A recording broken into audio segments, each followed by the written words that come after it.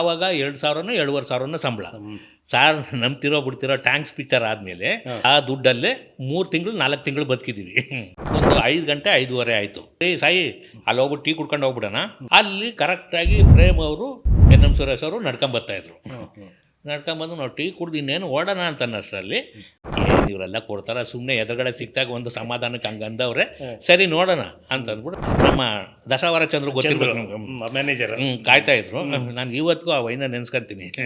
ಯಾಕೆಂದರೆ ಅಲ್ಲಿಗೆ ಹೋಗ್ಬಿಟ್ಟೆ. ಆವಾಗೆಲ್ಲ ನಿಮಗೆ ಅಲ್ಲಿ ಟೀಗಳಿಗೂ ಕಾಸು ಇರ್ತಿರ್ಲಿಲ್ಲ. ನಮಗೆ ಒಂದು ಅಡ್ರೆಸ್ ಕೊಟ್ಟರು, ಈ ಅಡ್ರೆಸ್ಸಿಗೆ ಬಂದ್ಬಿಟ್ಟು ನಾಳೆ ಬೆಳಿಗ್ಗೆ ಒಂದು 11 ಗಂಟೆ ಅಷ್ಟೊತ್ತಿಗೆ ಬಂದ್ಬಿಡಿ, ಅಷ್ಟೊತ್ತು ಡೈರೆಕ್ಟ್ರ್ ಬಂದಿರ್ತಾರೆ, ಎಲ್ಲ ಮಾತಾಡ್ತೀನಿ. ಆಗ ಆ್ಯಕ್ಚುಲಿ ಫಸ್ಟ್ ಪಿಕ್ಚರ್ಗೆ ಅಷ್ಟು ರೆಮಂಡ್ರೇಷನ್ ಕೊಡಿಸ್ತಾರೆ ಅಂತ ನನಗೆ ಗೊತ್ತಿಲ್ಲ. ಹೇಳ್ರಿ ನಾನೇನೋ ಒಂದು ರೇಟ್ ಮಾತಾಡಿದ್ದೀನಿ, ನಿಮ್ಗೆ ಅಷ್ಟು ಸಾಕಾ ಅಂತಂದು. ನನಗೆ ಏನೋ ಒಂದು ಕೊಡಿ ಸರ್, ಒಂದು ದೊಡ್ಡ ಸಿನಿಮಾ ಸಿಗ್ತಾ ಇದೆ ಅಂತ ಅಷ್ಟೇ ಸಾಕು. ಸರಿ ಸರ್ ನಾನು ಬರೀತೀನಿ ಅಂತಂದು ಒಂದಷ್ಟು ಬಿಟ್ಟು ಸಾಂಗ್ಗಳು ನಾನೇ ಬರ್ದಿರೋದು ಅದರಲ್ಲಿ. ಟೈಟ್ಲಲ್ಲೂ ಅದೇ ಇದೆ, ಬಿಟ್ ಸಾಂಗ್ ಅಂಡ್ ಸಂಭಾಷಣೆ ಅಂತ ಅಂದ್ಬಿಟ್ಟು 2 ಕೊಟ್ಟವ್ರೆ. ಇದ್ರ ಮಧ್ಯೆ ಯಾವುದೋ ಒಂದು ಮನೆ ಹುಡುಗಿನ ನಾವು ತಂದು ಅವಳು ಬಾಳು ಹಾಳು ಮಾಡೋದು ಬೇಡ, ಅವಳು ನಂಗೆ ಸಾಕೋ ಯೋಗ್ಯತೆ ಇಲ್ಲ ನನಗೆ ಅಂತ ಅಂದ್ಬಿಟ್ಟು ಡೈರೆಕ್ಟಾಗಿ ಹೇಳಿದೆ. ಆಗ ಒಂದು ಕೆಲಸ ಮಾಡಿದ್ರು ನಮ್ಮ ತಾಯಿ, ಸರಿ ನೀನು ಬೇರೆ ಏನೇನೆಲ್ಲ ಇರ್ತಾನೆ, ನೀನು ಯಾವ ಹುಡುಗಿ ನೋಡ್ತೀಯ ನಾನು ಮದುವೆ ಮಾಡ್ಕೊತೀನಿ, ಬಟ್ಟು ನಂದು ಈ ಥರ ಇದೆ ಪ್ರಾಬ್ಲಮ್ ಅಂತ ಹೇಳಿದ್ನಲ್ಲ. ನಮ್ಮ ತಾಯಿ ಏನು ಮಾಡಿದ್ರು, ಸರಿ ಹಂಗಾರೆ ಒಂದು ಕೆಲಸ ಮಾಡೋಣ, ಕೆಲಸದಲ್ಲಿರೋ ಹುಡುಗಿನ ನೋಡಿ ಮದುವೆ ಮಾಡಿಸ್ಬಿಡೋಣ ಅಂತ ಅಂದ್ಬಿಟ್ಟು ಅವ್ರ ರಿಲೇಟಿವ್ ಅಲ್ಲೇ ಒಂದು ನೋಡಿದ್ರು. ಅಲ್ಲಿ ಊರಲ್ಲಿ ಕೊಳ್ಳೇಗಾಲದಲ್ಲಿ. ಆ್ಯಕ್ಚುಲಿ ಬೆಂಗಳೂರಲ್ಲೇ ಇರೋದವರು. ಸರಿ ಬೆಂಗಳೂರಲ್ಲಿ ನೋಡಿ ಆದರೂ ನಮ್ಮ ಮಿಸ್ಸಸ್ ಬಂದು ಇಲ್ಲಿ ಅದು ಜೆ ಪಿ ನಗರದಲ್ಲಿ ಒಂದು ಕಾಲೇಜ್ ಇದೆ, ಆ ಕಾಲೇಜಲ್ಲಿ ಲೈಬ್ರರಿಯನ್ ಆಗಿದ್ದರು. ಆವಾಗ 2,000ನೋ 2,500 ಸಂಬಳ. ಸಾರ್ ನಂಬ್ತಿರೋ ಬಿಡ್ತಿರೋ ಟ್ಯಾಂಕ್ಸ್ ಪಿಕ್ಚರ್ ಆದಮೇಲೆ ಆ ದುಡ್ಡಲ್ಲೇ 3 ತಿಂಗಳು 4 ತಿಂಗಳು ಬದುಕಿದ್ದೀವಿ. ಈ ಟ್ಯಾಂಕ್ಸ್ ಎಲ್ಲ ಬರ್ದಾಯ್ತಲ್ಲ, ಡೈಲಾಗ್ ಎಲ್ಲ ಬರ್ದಾಯ್ತಲ್ಲ, ಬರ್ದಾದ್ಮೇಲೆ ಮದುವೆನೇ ಆಗ್ಬಿಟ್ಟಿತ್ತಲ್ಲ. ಆಗ ಇನ್ನೇನು ಮಾಮೂಲಿ ನಮಗೆ ಗಾಂಧಿನಗರ ತಾನೆ ಅವಾಗೆಲ್ಲ, ಇವಾಗೆಲ್ಲ ನಾಗರಬಾವಿ ಕಾನಿಷ್ಕ ತಾನೆ. ಸರಿ ನಮ್ಮ ಸತ್ಯಂಗ್ಲವ್ ಡೈರೆಕ್ಟ್ರ್ ಗೊತ್ತಿರ್ಬೇಕಲ್ಲ ಲೋಕಿಯವರು, ನಾವು ಅಲ್ಲಿ ಗಾಂಧಿನಗರಕ್ಕೆ ಅಲ್ಲಿ ಮೀಟ್ ಮಾಡ್ತಿದ್ವು. ಮೀಟ್ ಮಾಡಿ ಒಂದು ಅದು ಇದು ಎಲ್ಲ ಮಾತಾಡ್ಕೊಂಡು ನೆಕ್ಸ್ಟ್ ಏನ್ರಿ ಏನು ಮಾಡೋದು ಏನು ಕತೆ ಅಂತ ನಾವು ಮಾತಾಡ್ಕೊಂಡು ಹೋಗ್ತಾಯಿದ್ವು. ಅಷ್ಟರಲ್ಲಾಗಲೇ ಕರಿಯರ್ ರಿಲೀಸ್ ಆಗಿ ಒಂದು 6 ರೇಂಜ್ಗೆ ಡೈರೆಕ್ಟ್ರು ಪ್ರೇಮ್ ಹೆಸರು ಮಾಡಿಬಿಟ್ಟಿದ್ರು. ಎಕ್ಸ್ಕ್ಯೂಸ್ ಮೀ ಸಾಂಗ್ ಹಾಡಿನ ಧ್ವನಿ ಮುದ್ರಣ ಪ್ರಾರಂಭ ಅಂತ ಇಡೀ ಗಾಂಧಿನಗರದಲ್ಲಿ ಎಲ್ಲ ಕಡೆ ಪೋಸ್ಟರ್ಗಳು ಹಾಕೊಂಬಂದಿದ್ರು. ನಾವು ನೋಡ್ತಾ ಇದ್ವಿ, ಏನ್ರಿ ಇದು ಬರೀ ಸಾಂಗ್ ಪೂಜೆಗೆ ಈ ರೇಂಜ್ ಇಟ್ಟವ್ರೆ ಅಂತ ಅಂದ್ಬಿಟ್ಟು ಮಾತಾಡ್ಕೊಂಡು ಹೋಗ್ತಾ ಇದ್ವು. ಸರಿ ಆಮೇಲೆ ಮಧ್ಯಾಹ್ನ ಆಯಿತು, ಊಟ ಗೀಟ ಮಾಡ್ಕೊಂಡು ಹೊಟ್ಬಿಡೋಣ, ಮನೆಗಾರು ಹೋಗ್ಬಿಡೋಣ ಬೇಗ ಅಂತಂದ್ಬಿಟ್ಟು ಒಂದು 5 ಗಂಟೆ 5:30 ಆಯಿತು. ಸರಿ ಒಂದು ಕೆಲಸ ಮಾಡಿರಿ ರೀ ಸಾಯಿ, ಅಲ್ಲಿ ಹೋಗ್ಬಿಟ್ಟು ಟೀ ಕುಡ್ಕೊಂಡು ಹೋಗ್ಬಿಡೋಣ, ನಾನು ಬಸ್ ಹತ್ತೀನಿ, ನೀವು ಹಂಗೆ ಹೋಗಿ ನಾನು ಹಿಂಗೆ ಹೋಗ್ತೀನಿ ಅಂತ ಅಂದ್ಬಿಟ್ಟು ಅವ್ರು ಅಂದರು. ಸರಿ ಟೀ ಅಂಗಡಿ ಹತ್ರ ಹೋದ್ವು. ಟೀ ಅಂಗಡಿ ಅಂದರೆ ಸಾರಾ ಗೋವಿಂದು ಅವ್ರ ಆಫೀಸ್ ಪಕ್ಕ ಒಂದು ಟೀ ಅಂಗಡಿ ಇದ್ದದ್ದು, ಗೊತ್ತಲ್ವ ಸಾರಾ ಗೋವಿಂದ್ ಸಂತೋಷ್ ಹೋಟ್ಲು. ಅಲ್ಲಿ ಕರೆಕ್ಟಾಗಿ ಪ್ರೇಮ್ ಅವರು ಎನ್.ಎಂ. ಸುರೇಶ್ ಅವರು ನಡ್ಕೊಂಬರ್ತಾಯಿದ್ರು. ನಡ್ಕೊಂಬಂದು ನಾವು ಟೀ ಕುಡ್ದು ಇನ್ನೇನು ಓಡೋಣ ಅಂತನ್ನಷ್ಟರಲ್ಲಿ ಬಂದರು ಇವರು. ಅಂದರೆ ಯಾರು ನಮ್ಮ ಸತ್ಯನ್ಲವ್ ಡೈರೆಕ್ಟ್ರು ರಾಘವಲೋಕಿನು ಮತ್ತು ಪ್ರೇಮ್ ಅವರೆಲ್ಲ ಅಸೋಸಿಯೇಟ್ಗಳಿಗೆ ಮಾಡಿ ಪರಿಚಯ ಅಲ್ವಾ. ಆಗ ಸುಮ್ಮನೆ ಎದೋಗ ಮಾತು ಬಿದ್ದೋಗ್ಲಿ ಅಂತ ಅಂದ್ಬಿಟ್ಟು ಹೇಳಿದ್ರು ರಾಘವಲೋಕಿ, ನೋಡ್ರಿ ಇವ್ನು ನಮ್ಮ ಹುಡುಗ ಚೆನ್ನಾಗಿ ಸಾಂಗು ಬರೀತಾನೆ, ಡೈಲಾಗು ಬರೀತಾನೆ ನೋಡಿ ಅಂತಂದರು. ಹಂಗಾದ್ರೆ ಪ್ರೇಮ್ ಅವರು ಲುಕ್ ಹಾಕಿದ್ರು. ಹೌದಾ ಬರೀತಾನೆ ರೀ, ಯಾವರು ಒಂದು ಮಳವಳ್ಳಿ ಅಂದ ತಕ್ಷಣ ಅವ್ರಿಗೂ ಖುಷಿ ಆಗ್ಬಿಡ್ತು, ಮಂಡ್ಯದವ್ರೆ ಅಂತ ಅಂದ್ಬಿಟ್ಟು. ಸರಿ ಒಂದು ಕೆಲಸ ಮಾಡಿ ಫೋನ್ ನಂಬರ್ ಕೊಡಿ. ಫೋನ್ ನಂಬರ್ ಎಲ್ಲಿ ಸರ್, ಯಾವುದೂ ಇಲ್ಲ. ಒಂದು ಕೆಲಸ ಮಾಡಿ, ನಾನೀಗ ಸಾಂಗ್ಗಳನ್ನ ಆಡ್ರೆಡಿ ನಾಗೇಂದ್ರ ಪ್ರಸಾದ್ ಬರೀತಾವ್ರೆ, ನೀವು ಡೈಲಾಗ್ ಬರೀರಿ ಅಂತಂದರು. ಓಕೆ ಸರ್ ಬರಿತೀನಿ ಅಂತಂದ್ಬಿಟ್ಟು, ಸರಿ ಒಂದು ಕೆಲಸ ಮಾಡಿ ನಾಳೆ ಇಲ್ಲಿಗೆ ಬನ್ನಿ, ಫೋನ್ ನಂಬರು ಇಲ್ಲ ಅಂತೀರಿ, ಬಂದ್ಬಿಡಿ ಅಂತಂದರು. ಸರಿ ಸರ್ ಅಂತಂದ್ಬಿಟ್ಟು ನಾನು ಸುಮಾರು ದಿವಸ ಆಗಿತ್ತಲ್ಲ ನಾಗೇಂದ್ರ, ಇಷ್ಟೆಲ್ಲ ಆಯಿತು. ಆಮೇಲೆ ನಾವು ಮಾತಾಡ್ಕೊಂಡು ಹೋದ್ವು, ಏನು ಇವರೆಲ್ಲ ಕೊಡ್ತಾರೆ, ಸುಮ್ಮನೆ ಎದುರುಗಡೆ ಸಿಕ್ತಾಗ ಒಂದು ಸಮಾಧಾನಕ್ಕೆ ಹಂಗೆ ಅಂದವ್ರೆ, ಸರಿ ನೋಡೋಣ ಅಂತಂದ್ಬಿಟ್ಟು ರೀ ಟ್ರೈ ಮಾಡೋದು ಮಾಡಿರಿ ಅಂತಂದರು ಯಾರು ರಾಘವಲೋಕಿ. ಸರಿ ಅವ್ರ ಪಾಡ್ಗೆ ಅವ್ರಿಗೆ ಹೋದ್ರು. ಇಷ್ಟರಲ್ಲಾಗಲೇ ಒಂದು 3 ತಿಂಗಳಾಗ್ಬಿಟ್ಟಿತ್ತು. ನಾಗೇಂದ್ರ ಪ್ರಸಾದ್ ಅವ್ರಿಗೆ ಫೋನ್ ಮಾಡಿ, ನಾಗೇಂದ್ರ ಪ್ರಸಾದ್ ಅವ್ರಿಗೆ ಫೋನ್ ಮಾಡಿದೆ, ಗುರುಗಳೇ ಈ ಥರ ನಿಮ್ಮನ್ನು ಮೀಟ್ ಮಾಡಬೇಕು, ಎಲ್ಲಿದ್ದೀರಿ ಏನು ಕತೆ ಅಂತ ಅಂದ್ಬಿಟ್ಟು. ಇಲ್ಲ ಒಂದು ಕೆಲಸ ಮಾಡು ಸಾಯಿ, ಒಳ್ಳೆ ಟೈಮಿಗೆ ಫೋನ್ ಮಾಡಿದ್ಯಾ, ನೀನು ನಾಳೆ ಕರೆಕ್ಟಾಗಿ ಒಂದು 10 ಗಂಟೆ 10:30 ಅಷ್ಟೊತ್ತಿಗೆ ಮೋತಿ ಮಾಲ್ಗೆ ಬಂದ್ಬಿಡು ಅಂತಂದರು. ಮೋತಿ ಮಾಲ್ಗೆ ಏನಕ್ಕೆ ಬರೋಕ್ಕೆ ಹೇಳೋದು ಅಂತಂದ್ರೆ, ಅವರು ನಲ್ಲ ಅಂತ ಮಾಡಿದ್ರಲ್ಲ, ಅದಕ್ಕೆ ಬಿಫೋರು ಪ್ರೇಮಾಭಿಷೇಕ ಅಂತ ಇತ್ತು ಟೈಟ್ಲು, ಅದಕ್ಕೆ ಬೇರೆ ಯಾರೋ ಹೀರೋ, ಅದಕ್ಕೆ ಡಿಸ್ಕಷನ್ ನಡೀತಾ ಇತ್ತು ಅಲ್ಲಿ. ಸರಿ ಅಲ್ಲಿ ಹೋದ್ಮೇಲೆ ಒಂದಷ್ಟು ಬೆಳಗಿನ ಎಲ್ಲ ಮಾಮೂಲಿ ಟಿಫನ್ ಎಲ್ಲ ಮಾಡ್ಕೊಂಡು ಮನೆಗೆಲ್ಲ ಹೇಳ್ಬಿಟ್ಟು ಇಲ್ಲಿಗೆ ಬಂದೆ ಮೋತಿ ಮಾಲ್ಗೆ ಬಂದರೆ, ಸರಿ ಅದು ಇದು ಡಿಸ್ಕಷನ್ ಮಾಡಿ ಡೈಲಾಗ್ಗಳು ಅದು ಇದು ನೋಡು, ಅದೊಂಚೂರು ಇದು ಪೇರ್ ಮಾಡಿ ಅದು ಪೇರ್ ಮಾಡು ಅಂತ ಅಂದ್ಬಿಟ್ಟು ಏನೋ ಡಿಸ್ಕಷನ್ ನಡೀತಾಯಿತ್ತು. ಕರೆಕ್ಟಾಗಿ 1:30 ಆಯಿತು, 1:30-2 ಗಂಟೆ ಆಯಿತು. ಅಷ್ಟರಲ್ಲಿ ಇಲ್ಲಿ ಹೋಗ್ಬೇಕು ಅಂತ ಬೇರೆ ಇತ್ತಲ್ಲ ಮನಸ್ಸಲ್ಲಿ. ಸರಿ 2 ಗಂಟೆ ಆಯಿತು. ಸರಿ ಒಂದೇ ಸರಿ ಊಟ ಮಾಡ್ಕೊಂಡು ಹೋಗ್ಬಿಡು ಅಂತಂದರು. ಸರಿ ಊಟ ಮಾಡ್ಕೊಂಡು ಹಿಂಗೆ ಹೊಂಟೆ. ಊಟ ಮಾಡ್ಕೊಂಡು ಡೋರ್ ಓಪನ್ ಮಾಡ್ತೀನಿ, ಕರೆಕ್ಟಾಗಿ ಪೇಮೆಂಟ್ ರೀ. ರೇ ನಿಮ್ಮನ್ನ ಎಲ್ರಿ ಹುಡ್ಕದ್ರಿ ನಿಮ್ಮನ್ನ ನೋಡಿ, ನಮ್ಮ ಚಂದ್ರು ಕಾಯ್ತಾವನಲ್ಲ, ಅಲ್ಲೆಲ್ಲ ಹುಡುಕ್ತಾ ಇರಬೇಕು, ಫೋನ್ ನಂಬರು ಇಲ್ಲ ಅಂತೀರಿ, ಕೆಲಸ ಮಾಡ್ತೀನಿ ಅಂತಂತೀರಿ, ಹೆಂಗ್ರಿ ನೀವು ಅಂತಂದ್ಬಿಟ್ಟು ಇದು ಮಾಡಿದ್ರು. ಆಮೇಲೆ ಅಲ್ಲೇ ನಾಗೇಂದ್ರ ಪ್ರಸಾದ್ ಅಲ್ಲೇ ಇರೋದು. ಇವ್ನಿಗೆ ಡೈಲಾಗ್ ಕೊಡ್ತಾ ಇದ್ದೀನಿ, ಓಕೆನಾ, ಬರ್ಸಿ ಚೆನ್ನಾಗಿ ಬರೀತಾನ ಅವನು ಅಂತಂದ್ಬಿಟ್ಟು ಅಂದರು ನಾಗೇಂದ್ರ ಪ್ರಸಾದ್. ಸರಿ ನಾನು ಹಂಗೆ ಅಂದಿದ್ದೆ ಸರಿ ಅಂತ ಅಂದ್ಬಿಟ್ಟು ಸೀದಾ ಅಲ್ಲಿ ಹೋದ ಸಂತೋಷ್ ಅವ್ರ ಹತ್ರ. ನಮ್ಮ ದಶಾವರ ಚಂದ್ರು ಗೊತ್ತಿರ್ಬೇಕು ನಮ್ಗೆ, ಮ್ಯಾನೇಜರ್ ಕಾಯ್ತಾ ಇದ್ರು. ನಾನು ಇವತ್ತಿಗೂ ಆ ವೈನ ನೆನೆಸ್ಕೊಂತೀನಿ, ಯಾಕೆಂದರೆ ಅಲ್ಲಿಗೆ ಹೋಗ್ಬಿಟ್ಟೆ. ಆವಾಗೆಲ್ಲ ನಿಮ್ಗೆ ಅಲ್ಲಿ ಟೀಗಳಿಗೂ ಕಾಸು ಇರ್ತಿರ್ಲಿಲ್ಲ. ನಮಗೆ ಒಂದು ಅಡ್ರೆಸ್ ಕೊಟ್ಟರು, ಈ ಅಡ್ರೆಸ್ಸಿಗೆ ಬಂದ್ಬಿಟ್ಟು ನಾಳೆ ಬೆಳಿಗ್ಗೆ ಒಂದು 11 ಗಂಟೆ ಅಷ್ಟೊತ್ತಿಗೆ ಬಂದ್ಬಿಡಿ, ಅಷ್ಟೊತ್ತು ಡೈರೆಕ್ಟ್ರ್ ಬಂದಿರ್ತಾರೆ, ಎಲ್ಲ ಮಾತಾಡ್ತೀನಿ ಅಂತಂದರು. ಫೋನ್ ನಂಬರು ಇಲ್ಲ ಅಂತ ಹೇಳ್ರಿ. ಮತ್ತೆ ಹೆಂಗೆ ನಾನಿಲ್ಲ, ನೀವೇನು ಡೈರೆಕ್ಟ್ ನೀವು ಯಾವ ಅಡ್ರೆಸ್ ಕೊಟ್ಟಿದ್ದಾರೆ ಆ ಅಡ್ರೆಸ್ಗೆ ನಾನು ಬರ್ತೀನಿ, ನೀವೇನು ತಲೆ ಕೆಡಿಸ್ಕೊಂಬೇಡಿ ಅಂತಂದೆ. ನಿನ್ನ ಮುಖ ನೋಡಿದ್ರೆ ಗೊತ್ತಾಗುತ್ತೆ ನನಗೆ, ತಗೋ ಒಂದು 50 ರೂಪಾಯಿ ಅಂತಂದು ಯಾರು ಕೊಟ್ಟರು ಅವರು, ಚಂದ್ರು ಅವರು. ಆ 50 ರೂಪಾಯಿ ಇಸ್ಕೊಂಡು ಬೆಳಗ್ಗೆ ಮಾಮೂಲಿಯಾಗಿ ಎದ್ದು ಅಲ್ಲಿ ಮನುವನ ಹತ್ರ ರೂಮ್ ಇತ್ತು, ಅಲ್ಲೋಗಿ ಇಳಿದು ಸೀದಾ ಅಡ್ರೆಸ್ ಕೇಳ್ಕೊಂಡು ಸೀದಾ ಅಲ್ಲಿ ಆಫೀಸ್ಗೆ ಹೋದೆ.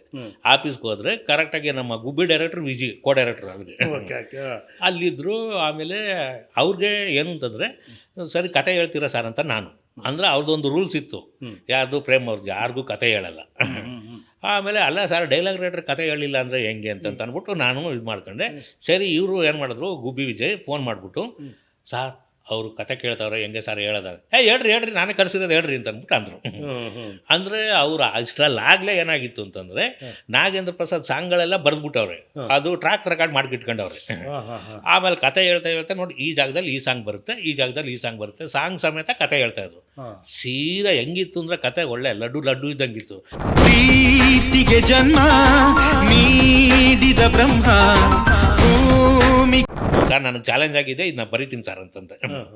ಅಲ್ಲಿಂದ ಶುರುವಾಯಿತು ಎಕ್ಸ್ಕ್ಯೂಸ್ ಮೀ ಹೌದು ಎಕ್ಸ್ಕ್ಯೂಸ್ ಮೀ ಯಾವಾಗ ಶುರುವಾಯಿತು.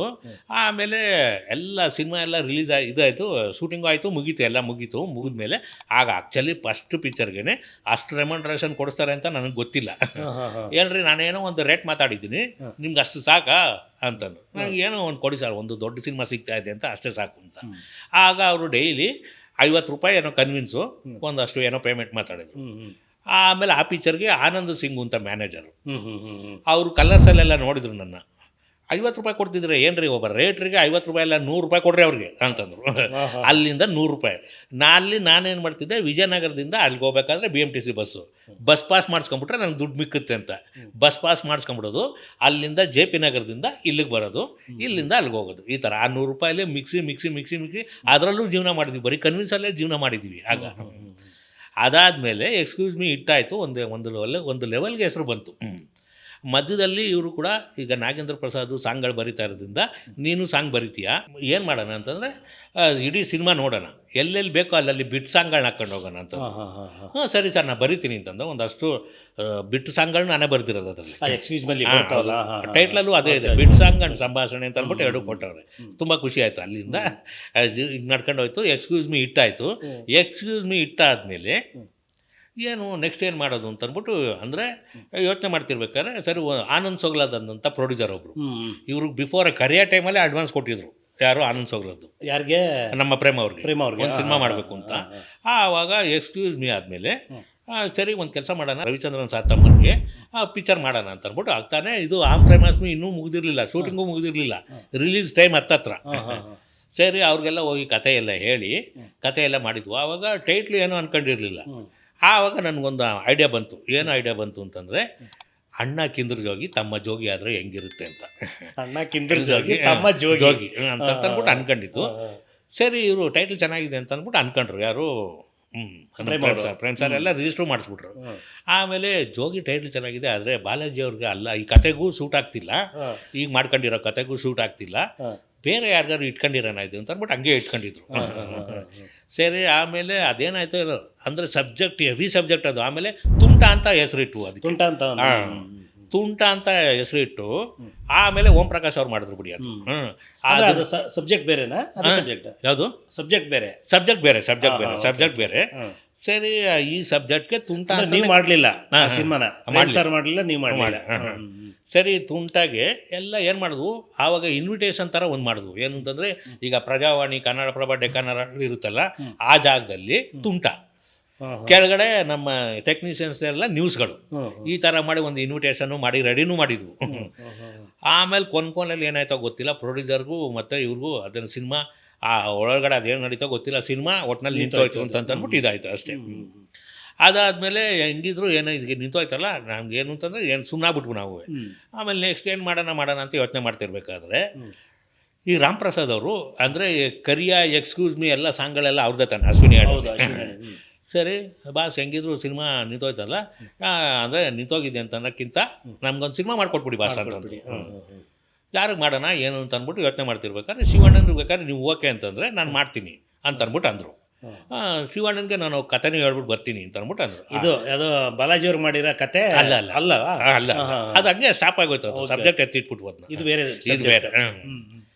ಆಗ ಸರಿ ಜೋಗಿ ಅಂತ ಟೈಟ್ಲ್ ನನ್ನ ಹತ್ರ ಇದೆ, ಶಿವಣ್ಣನ ಇಟ್ಕೊಂಡು ಮಾಡೋದು ಅಷ್ಟೇ ಅಂತ ಅಂದ್ಬಿಟ್ಟು ಅಂದರು. ಸರಿ ಅದಾದಮೇಲೆ ಪ್ರೋಸೆಸ್ ಹಂಗೆ ನಡೀತಾರೆ. ಹೋಗಿ ಬಾಸ್ ಬೇಕಾದ್ರೆ ಶಿವಣ್ಣನ ಜೊತೆ ನಾನು ಮಾತಾಡ್ಬಿಡ್ತೀನಿ, ನೀವು ಹೋಗಿ ಬಾಸ್ ಅಂತ ಅಂದ್ಬಿಟ್ಟು ಕಳಿಸ್ಬಿಟ್ರಿ ಇವರು ಕಾರಲ್ಲಿ ಹೋಗ್ತಾನೆ ಒಂದು ಲೈನ್ ಅನ್ಕೊಂಡು ಹೋದ್ರು. ಅಲ್ಲಿಂದ ಬರೋಷ್ಟರಲ್ಲಿ ಮತ್ತೆ ಶಿವಣ್ಣನ ಜೊತೆಲಿ ಮಾತಾಡ್ಕೊಂಡು ಇಲ್ಲಿ ಮತ್ತೆ ಬರೋಷ್ಟರಲ್ಲಿ ನಮಗೆಲ್ಲ ಟೋಟಲ್ ಕುಂತ್ಕೊಂಡು ಕಥೆ ಹೇಳಿದ್ರು. ಕಥೆ ಅದ್ಭುತವಾಗಿತ್ತು. ಶಿವಣ್ಣ ಹೀರೋ ಅಂತ ಅನ್ನೋದೇ ಒಂದು ದೊಡ್ಡ ನನಗೆ ಖುಷಿ, ಅಲ್ವಾ. ಆಗ ಸರಿ ಮಾಡೋಣ ಸರ್, ಒಳ್ಳೆ ಜೋಗಿ ಕರೆಕ್ಟಾಗಿರುತ್ತೆ, ಶಿವಣ್ಣನ ಇನ್ಯಾರಿಗೂ ಶೂಟ್ ಆಗಲ್ಲ, ಇದು ಪಕ್ಕ ಇದೆ ಅಂತ ಅಂದ್ಬಿಟ್ಟು